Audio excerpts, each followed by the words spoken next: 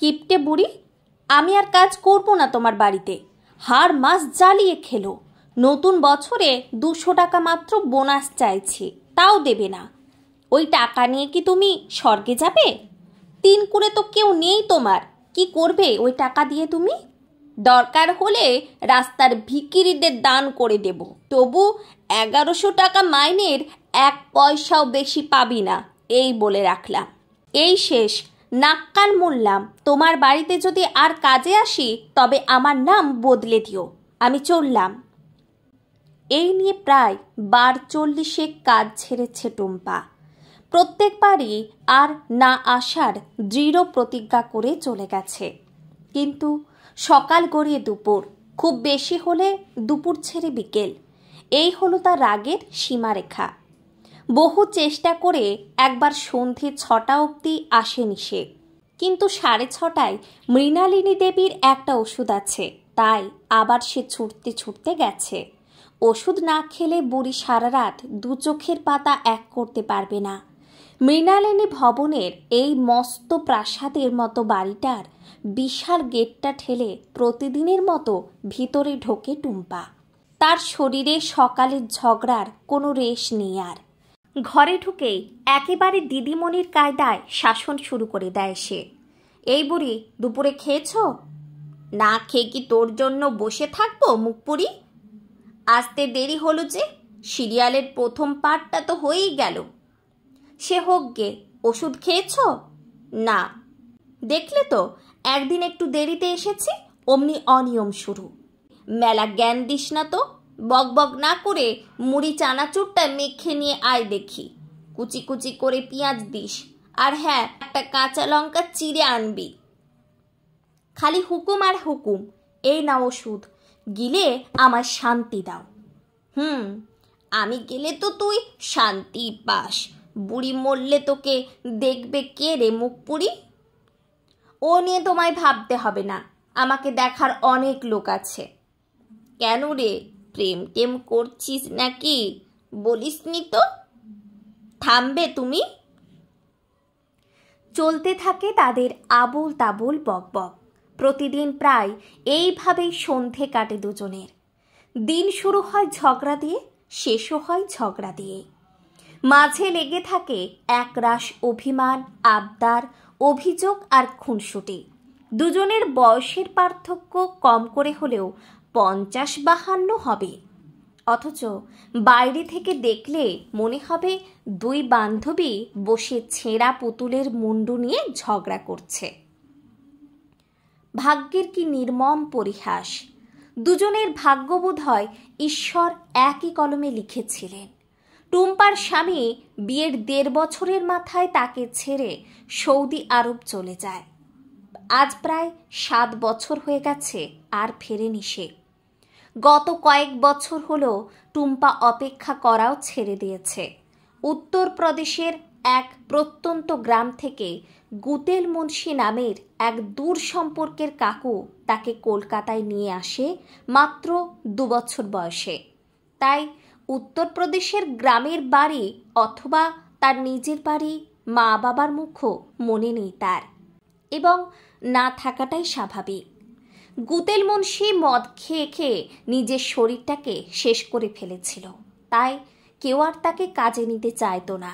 তাই খুব ছোট বয়স থেকেই ওর বাড়িতে কাজ করে 2টো পেট চালাতে হতো টুম্পাকে।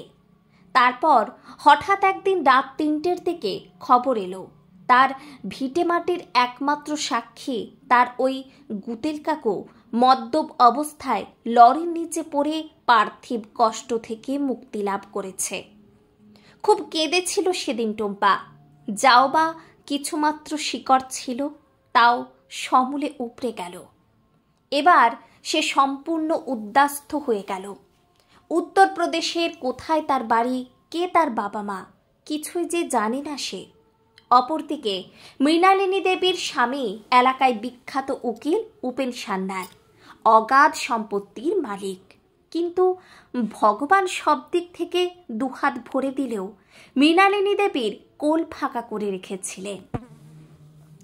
পার্কে বা স্কুলের সামনে সব মায়েদের তাদের নিজের বাচ্চাদের আদর করতে দেখলে তার বুকটা হু হু করে উঠত, কিন্তু কিছু করার ছিল না তার। জরায়ুতে টিউমার অপারেশনের সময় ডাক্তার বলেই দিয়েছিলেন সেই নির্মম সত্যটা।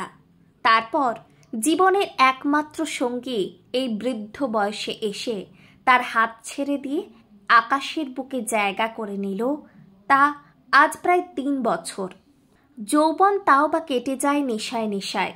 বার্ধক্যের ব্যালকনিতে এলে প্রকৃত ভালোবাসার যে অর্থ উপলব্ধি করা যায়, তা তিনি প্রতিটা রাতেই ওপাশের ফাঁকা বালিশটাতে হাত বুলিয়ে অনুভব করতেন। এইভাবেই জীবনের পথে হাঁটতে হাঁটতে 2 পথ হারানো নাবিক দিকশূন্য সাগরের মাঝে একটা ছোট্ট দ্বীপ খুঁজে নিয়েছে নিজেদের জন্য। শোনো বুড়ি, বেশি রাত অবধি বই পড়ো না কিন্তু। ঘুম ঠিক করে না হলে কাল সারাদিন কিন্তু মাথা ব্যথা করবে, বুঝলে? বুঝেছি, অনেক রাত হয়ে গেল, যা এবার বাড়ি যা। ধুর, কোথায় রাত, সবে 9:30 বাজে। যাই হোক শোনো, টেবিলের ওপর ওষুধ রইল রাতের, ঘুমাবার আগে খেয়ে নিও। আর গরম জল করে ফ্লাক্সে রেখে গেলাম, ঠান্ডা জল খেয়ে আবার সর্দি বাঁধিয়ে বসো না কিন্তু। আচ্ছা বাবা, ঠিক আছে। প্রতিদিন একই কথা মুখস্থের মতো আওড়িয়ে যাস, আমার কথা তো আর শুনবিও না। তোমার আবার কি কথা? কত করে যে বলি রাতটা এখানেই থেকে যা, না, রাতে তারকা রাক্ষসীর ঝুপড়িতে না গেলেই নয়। এই, কে আছে রে তোর বাড়িতে? দেখো বুড়ি, এই থাম থাম, আবার জ্ঞান দেবে। যা, তুই যেদিকে মন চাই যা, কাল সময় মতো চলে আসিস। প্রতিদিনই রাতে গেট দিয়ে বেরোনোর সময় ভীষণ খারাপ লাগে টুম্পার। একা বয়স্ক মহিলা এত বড় বাড়িতে থাকে, রাত বিরেতে কিছু হয়ে গেলে কেউ জানতেও পারবে না। সত্যি একদিন তেমনটাই হলো। রাতে উঠে বাথরুমে গিয়ে আর শোয়ার ঘরে ফেরা হলো না মৃণালিনী দেবীর। পরদিন সকালে কাজে এসে টুম্পা প্রথম জানতে পারে যেদিন গুতেল কাকু মরে গেল সেই দিনও এতটা কষ্ট হয়নি তার, যতটা আজ হচ্ছে। তার মনে হচ্ছিল ঈশ্বর যেন তার বুকের বাঁ দিক থেকে একটা বড় অংশ কেটে নিয়ে গেলেন। মাকে পায়নি সে, কিন্তু ভগবান মা হারানোর কষ্টটা তার ভাগ্যের খাতায় সন্তর্পণে লিখতে ভুল করেনি। আজ যেন সম্পূর্ণ অনাথ হলো টুম্পা। সময়ের কাঁটা থেমে থাকেনি, চোখের জলে রেখাও বইতে বইতে ক্লান্ত হয়ে থেমে গেল। আজ প্রায় 5 মাস হতে চলল। বিশাল প্রাসাদের মতো সাদা ওই বাড়িটা হা করে তাকিয়ে থাকে তার দিকে। গেটে তালা ঝোলে, ওপাশে কেউ নেই। এপাশের মানুষটাও কেমন যেন পাথর হয়ে যায় দিনের পর দিন। হঠাৎ একদিন বস্তির মোড়ে একটা গাড়ি এসে দাঁড়ালো, আর গাড়ি থেকে নেমে এলো কোটটায় পরা এক ভদ্রলোক। বস্তিতে কোনো বড় গাড়ি দেখলে এমনিতেই সকলে ভিড় করে দাঁড়ায়, এখানেও তার ব্যতিক্রম ঘটেনি। লোকটি কয়েকজনকে জিজ্ঞেস করে সোজা টুম্পার বাড়ির সামনে এসে দাঁড়ালো। বাইরে চেঁচামেচি শুনে টুম্পাও ততক্ষণে বেরিয়ে এসেছে ঘর থেকে। লোকটি জিজ্ঞেস করলো, আপনি মিস টুম্পা সরকার? হ্যাঁ। আচ্ছা, আপনার ভোটার বা আধার কার্ডটা একবার একটু দেখতে পারি? হ্যাঁ, কিন্তু মানে আমি তো আপনাকে চিনি না, আর টিভিতে যে বলে অচেনা কাউকে দরকারি কাগজপত্র কিছু দিতে নেই। না না, আপনার চিন্তার কোনো কারণ নেই। আমি আমার পরিচয় বলছি, আমি স্বর্গীয় মিস্টার উপেন সান্যালের স্ত্রী স্বর্গীয়া মৃণালিনী সান্যালের উকিল ছিলাম। আসলে মৃণালিনী দেবী নিজের স্থাবর অস্থাবর সমস্ত সম্পত্তির একমাত্র উত্তরাধিকারী হিসাবে আপনাকে মনোনীত করে গেছেন। এখন আপনাকে এখানে একটা সই করতে হবে, আর সেজন্যই একটা প্রমাণ থাকা জরুরি যে আপনি আসল টুম্পা সরকার। ও হ্যাঁ, এর সাথে একটা চিঠিও রেখে গেছেন। কাঁপা কাঁপা হাতে চিঠিটা ধরল টুম্পা। আগে হলে হয়তো এটা পড়ার সাধ্যি তার হতো না, কিন্তু মৃণালিনী দেবী তাকে পড়তে শিখিয়েছেন। 15 দিনে একটা গল্পের বই পড়তে হতো তাকে।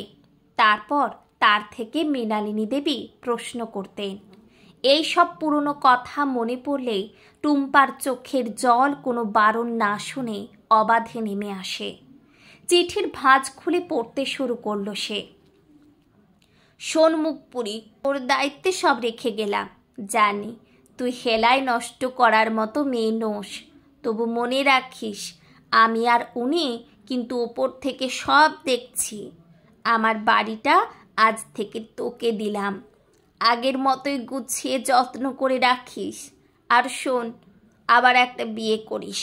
একা একা সারা জীবন বেঁচে থাকা যায় না, ঝগড়া করারও তো একটা লোক চাই। আজ তো এই বুড়িটাও নেই যে গাল ফুলিয়ে সকাল সন্ধে ঝগড়া করবি। ভালো থাকিস, নিজের একটু যত্ন নিস। চলি রে। ইতি তোর ঝগড়ুটে বুড়ি। থরথর করে কাঁপতে কাঁপতে মাটির উপর বসে পড়ে টুম্পা।